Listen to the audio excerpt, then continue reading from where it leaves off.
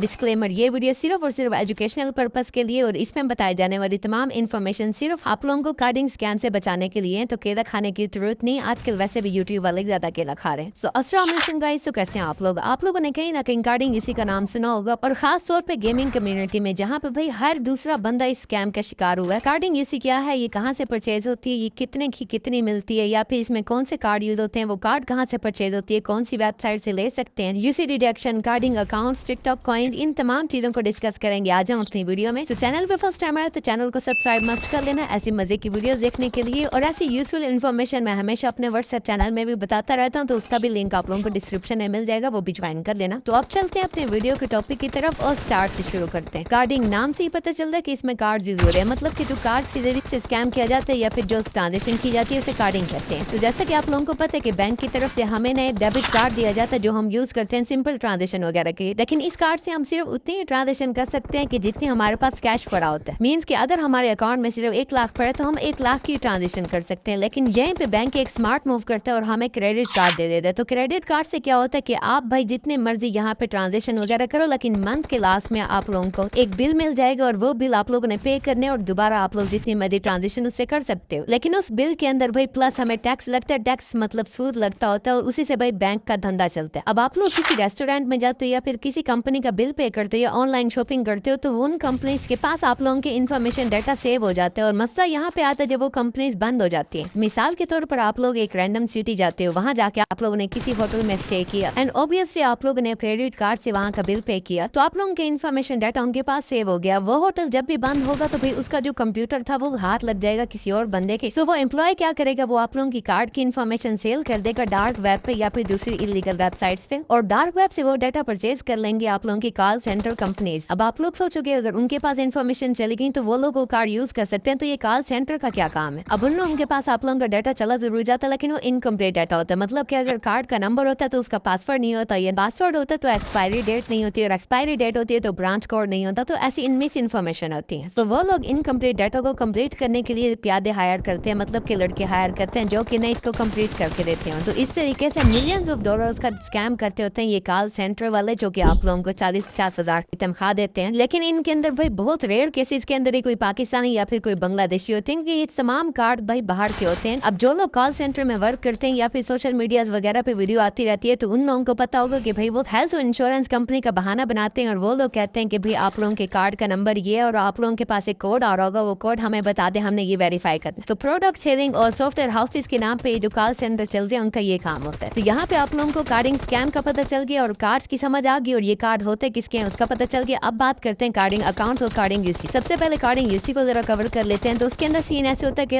Pakistani community में ये बात फेमस है कि भाई जितना भी बड़े अकाउंट्स यहाँ पे शो हो रहे हैं वो सारे के सारे कार्डिंग अकाउंट्स हैं, और ये बात किसी हद तक ठीक भी है। और इस बात में कोई दो राय नहीं है कि भाई एक टाइम पे कार्डिंग यूसी इतनी ज्यादा पीक पे थी कि जितने भी पॉपुलैरिटी के अंदर रैंकिंग में बंदे थे उनमें से 70 बंदे टॉप 100 में से बैन हो गए थे। लेकिन फिर एक टाइम पे इसका जवाल आया और इसका अरूज दोबारा शुरू हुआ पॉपुलैरिटी का से, क्योंकि अगर आप लोग डायरेक्ट कार्डिंग करवा लेते हो अपने अकाउंट में तो आप लोगों की कार्डिंग डिटेक्शन लग जाएगी। अब डिटेक्शन क्या होती है, मतलब कि आप लोगों ने भाई 1 लाख यूसी करवा ली अपने अकाउंट पे, तो डिटेक्शन उसी वक्त लग जाएगी। तो उसके ये होगा कि आप लोगों को वो 1 लाख यूसी दोबारा देनी होगी पबजी को। मींस कि आप लोगों के अकाउंट में यूसी भी जीरो हो जाएगी, और आप लोग चाहे 1 पैक करवाओ चाहे 2 पैक करवाओ तब तक वो जीरो ही रहेगी जब तक आप लोग 1 लाख यूसी करवा के वापस नहीं दे दें। तो इन्हीं अकाउंट्स को कार्डिंग अकाउंट या फिर डिडक्टेड अकाउंट कहते हैं, कि जो भाई बिल्कुल स्टक हो जाते हैं एक जगह पे, ना उन पे रॉयल पास दे सकता है बंदा, ना उनमें यूसी हो सकती है। और अगर वो अकाउंट भाई 1 लाख का था तो भाई ये डिडक्शन लगने के बाद वो अकाउंट 5,000 का भी 10,000 का भी बहुत मुश्किल जाता है। चाहता नहीं बोलना चाहिए, इसे था बोलना चाहिए, क्योंकि जितने भी अकाउंट से कार्डिंग डिडक्टिव उनमें से तकरीबन 95% बैन हो गए थे पिछली अपडेट में। अब इस बात का हरगिज ये मतलब नहीं है कि अगर आप लोग कार्डिंग करवा लेते हो तो सिर्फ डिडक्शन ही लगेंगी। भाई उनमें से 90% अकाउंट बैन हो जाते हैं और सिर्फ 10% पे डिडक्शन लगती होती थी, बट अब 100% बैन होते हैं। अब बैन से बचाने के लिए वो लोग क्या करते हैं कि वो एक छोटा अकाउंट पकड़ते हैं, उसके अंदर भाई यूसी वगैरह करते हैं और फौरन यूज करके ना यूसी को जीरो कर देते हैं। अब छोटे अकाउंट पे यूसी करने का मकसद ये होता है कि या तो उसे पॉपुलैरिटी सेल कर देते हैं, मतलब आगे उसे सेंड कर देते हैं, प्राइवेट प्लेन हो जाते हैं, या फिर एनुअल गाला के अंदर जो यूज होती है हमारे पास पॉपुलैरिटी, या फिर वो बुगाटीज निकालते थे, काफी ज्यादा बुगाटीज, भाई 100 कार्ड आप लोगों ने वीडियो देखे होंगे, एक अकाउंट में निकाल देते और उसे सेल कर देते। लेकिन पबजी को जब से ये वाला प्रोग्राम पता चला तो पबजी ने एक्शन लिया, और भाई जिसने गाड़ियां सेंड की थी ना वो गाड़ियां ही गायब हो गई अकाउंट से, और जो लोग प्राइवेट पेन वगैरह सेंड करते थे तो उनकी जो पॉपुलैरिटी थी वो ही जीरो लॉक कर देते थे। अब बात करते हैं कि कार्डिंग यूसी आप लोग परचेज कैसे कर सकते हो। सबसे पहली पहली बात यार जी, जितने भी आप लोगों को यहाँ पे एड्स मिलती हैं कार्डिंग यूसी के नाम पे, या फेसबुक पे एड चल रही होती है या फेक वीडियोस चल रही होती हैं टिकटॉक पे, तो वो सारे के सारे स्कैमर होते हैं, क्योंकि रियल कार्डर कभी भी अपनी आइडेंटिटी शो नहीं करवाता कहीं पे। लेकिन फिर भी हमारे मासूम लोग इनके चक्कर में फंस जाते हैं और पहले 1000 रुपए देते हैं। वो कहते हैं कि भाई 1000 रुपए वाला पैक खत्म हो गया, फिर 2000 लेते हैं, फिर 5000 लेते हैं, और वो बंदे देते जाते हैं क्योंकि वो मजबूर हो जाते हैं। और आखिर में वो बंदा आप लोगों को गेड़ियां करवाता करवाता भाई गायब हो जाता है, क्योंकि उसके पास जो व्हाट्सएप वगैरह होती है वो होती है फेक नंबर, एक बाहर का नंबर होता है। पाकिस्तानी नंबर से कोई भी आप लोगों को यहाँ पे स्कैमर नहीं मिलेगा। लेकिन आजकल एक और जुगाड़ भी आया हुआ है कि जो देहाती मासूम लोग होते हैं भाई, ये उनका फायदा उठाते हैं और उनके सिम से ना एक नंबर निकलवा लेते हैं जो ये यूज करते हैं, जो ट्रेसिंग में भी उनका एड्रेस आ रहा होता है। अब रियल कार्डर और स्कैमर में एक फर्क ये भी है कि टैग और वाया लॉगिंग का फर्क होता है, कि मतलब कि जो रियल स्कैमर होते हैं वो आप लोगों को कहते हैं कि आप अपनी यूआईडी दे दो, मैं आप लोगों को टैग यूसी भेज दूंगा। मतलब जो डायरेक्ट यूसी आती है आपके अकाउंट में तो वो होती है टैग यूसी, और जो लॉगिन करके यूसी होती है उसे वाया लॉगिन यूसी कहते हैं। अब कार्डिंग यूसी कभी भी टैग पे सेंड नहीं होती है, डायरेक्ट आईडी पे, और वो सेंड होती है वाया लॉगिन। मतलब कि वो आप लोगों को मीट एप्लीकेशन भी लेंगे और वहां जाके कहेंगे कि भाई अपना अकाउंट को लॉगिन करो और लॉगिन करके पैक परचेज कर लो। अब यहाँ पे मसला एक ये भी आता है फर्क का कि वो लोग खुद सेंड नहीं कर सकते ना लॉगिन करके। भाई अगर वो लॉगिन मांगे तो समझ लो कि आपका अकाउंट भी जाने वाला, यूसी क्या मिल रही है आपको, क्योंकि जो रियल कार्ड होता है वो अपनी आइडेंटिटी छुपाता है। और सेकंड बात, वो अगर आप लोगों से बात भी करेगा तो वो करेगा मीट एप्लीकेशन पे गूगल। अब कार्डिंग यूसी आप लोगों को कैश की नहीं मिल सकती, क्योंकि उन्हें चाहिए होता है आप लोगों का आई क्लाउड, मतलब एप्पल का आप लोगों का अकाउंट होना चाहिए आई क्लाउड 3 से 4 साल पुराना, क्योंकि जितना पुराना होगा उसमें इतना ज्यादा डाटा होगा, उतने ट्रेसिंग के ज्यादा चांस होंगे। अब फर्ज करते हो कि मेरे पास एक बंदा आता है, वो कहता है भाई अपने ना आई क्लाउड यहाँ पे ले आओ और मैं आप लोगों को ना एक यूसी का पैक दे दूंगा। अब मैं क्या करूंगा, एक आई क्लाउड वाला बंदा ढूंढूंगा, ये वो देखूंगा कि भाई अगर मेरे पास आईफोन है तो मैं उससे कहूंगा मेरे पास आईफोन है, लेकिन उसका आई क्लाउड मैंने अब बनाया, तो मैं अपना कोई दोस्त ढूंढूंगा कि जिसके पास आईफोन हो और आई क्लाउड तकरीबन 3 से 4 साल पुराना हो। अब पुराने आई क्लाउड का क्या मकसद है, उसका मकसद ये कि आप लोगों का ज्यादा से ज्यादा डाटा होता है, कि ट्रस्ट बिल्ड हो जाता है एक एप्पल को आप लोगों के साथ, जिसकी वजह से कार्ड लगाने के बाद उस ट्रांजेक्शन को रोकने के लिए आप लोगों को ज्यादा से ज्यादा टाइम लगता है और ट्रांजेक्शन काफी ज्यादा हो जाती है उस कार्ड से। अब जिस गोरे का कार्ड आप लोगों ने यूज किया तो उस गोरे के पास नोटिफिकेशन जाते हैं कि भाई इतनी ट्रांजेक्शन कट रही है आपके अकाउंट से फजूल की, तो वो बैंक को कॉल करता है, कार्ड को बंद करवाता है। तो बंद करवाते करवाते भाई सब काफी देर हो जाती है और काफी ज्यादा पेमेंट कट हो जाती है, कई बार जल्दी भी बंद हो जाता है। तो अब उनका जो बैंक निजाम है वो हमारे निजाम की तरह नहीं है, उन्हें रिफंड मिलता होता है। वो रिफंड क्लेम करते होते हैं भाई पबजी से कि हमें रिफंड चाहिए, तो उस रिफंड की वजह से आप लोगों की कार्डिंग डिडक्शन लग जाती है, मतलब कि जितनी यूसी आप लोगों ने ली है उतनी वापस देनी पड़ जाती है। तो अब आप लोगों को समझ आ गई होगी कि ये कार्डिंग अकाउंट्स बनते कैसे हैं और यूसी डिडक्शन कैसे लगती है। लेकिन यहाँ पे बात आ जाती है कि जब हम इतनी जल्दी वो पकड़ा जाते हैं तो उस कार्डर का यहाँ पे क्या फायदा होता है, उसे तो यूसी भी ना मिली। तो यहाँ पे सिर्फ एक बात याद रखो गाइस कि उन्हें यूसी चाहिए ही नहीं होती, उन्हें सिर्फ और सिर्फ भाई टिकटॉक के कॉइन्स चाहिए होते हैं। वो फर्स्ट सेशन से आप लोगों के पास एक टिकटॉक का अकाउंट लॉगिन करवाते हैं, जिसमें वो लोग भाई टिकटॉक के कॉइन्स परचेज करते हैं। अब वो टिकटॉक के कॉइन्स परचेज करने के दौरान अगर एरर आ जाते तो वो आप लोगों को छूटा करा देंगे वहाँ से। लेकिन अगर खुदा ना खास्ता भाई उनकी ट्रांजेक्शन कंप्लीट हो जाती है तो वो कहते हैं कि भाई अपना अकाउंट लॉगिन करो और वहाँ पे ना एक पैक परचेज कर लो उसी कार्ड से। लेकिन उस पैक का क्या फायदा, क्योंकि वो तो डिडक्शन लग के आपका अकाउंट भी खराब करेगा और आप लोगों की यूसी भी नहीं आएगी। अब आप लोग सोचोगे कि रिफंड से भाई हमारा पबजी का अकाउंट तो खराब हो रहा है, लेकिन उनके टिकटॉक कॉइन्स कैसे बच रहे हैं। तो आप में से कई लोगों को ये बात नहीं पता होगी कि टिकटॉक लाइव या फिर ये लाइव सेशन जितने भी होते हैं ये एक बेस्ट प्लेटफॉर्म होते हैं ब्लैक मनी को व्हाइट में कन्वर्ट करने की। मिसाल के तौर पर मैं एक होस्ट हूँ और मेरे पास एक हैकर आता है, वो आके कहता है कि मैं आप लोगों को गिफ्टिंग करूंगा, शेयर वगैरह सेंड करूंगा और उसका आप लोगों ने 50% मुझे देना। तो जब ये ऑफर मिले किसी भी होस्ट को तो वो तो जरूर राजी हो जाएगा और टिकटॉक वहाँ से अपना कमीशन अलग रखेगा। वहाँ से कॉइन्स की गिफ्टिंग हुई है, मतलब कि इसको कोई पकड़ भी नहीं सकता और मैं उसे कैश करवा के भाई 20% उस हैकर को दे दूंगा, मेरे भी मजे हो जाएंगे और उसके भी मजे हो जाएंगे। लेकिन इस सब के दरमियान में रगड़ा कौन जाएगा, वो बंदा जिसका वो कार्ड था। तो अब आप लोगों को समझ आ गई होगी कि ये जो इतने बड़े बड़े गिफ्टिंग भाई सब अकाउंट्स लेवल 50 करके खड़े हैं वो लोग कैसे करते हैं। और इन सब के दरमियान में एक और बंदा रगड़ा जाएगा जिसका वो आई क्लाउड था, मतलब कि आप और मेरे जैसे एक मासूम बंदा। वो कैसे, क्योंकि आप लोगों की सारी इन्फॉर्मेशन यूजली वो कार्ड आप लोगों ने यूज किया, तो ये डारे और FBI वाले सिर्फ आप लोगों को पकड़ेंगे क्योंकि आप लोगों की एक से एक इन्फॉर्मेशन होगी उनके पास। अब आप लोगों को समझ आ गई होगी कि उन्हें आई क्लाउड क्यों चाहिए होता है पुराना और आप लोगों का क्यों चाहिए। वो लोग अपना लगा के भी तो यूज कर सकते हैं, लेकिन नहीं, उन लोगों ने आप लोगों को पसंद है। तो भाई आइंदा के बाद जो बंदा भी आप लोगों को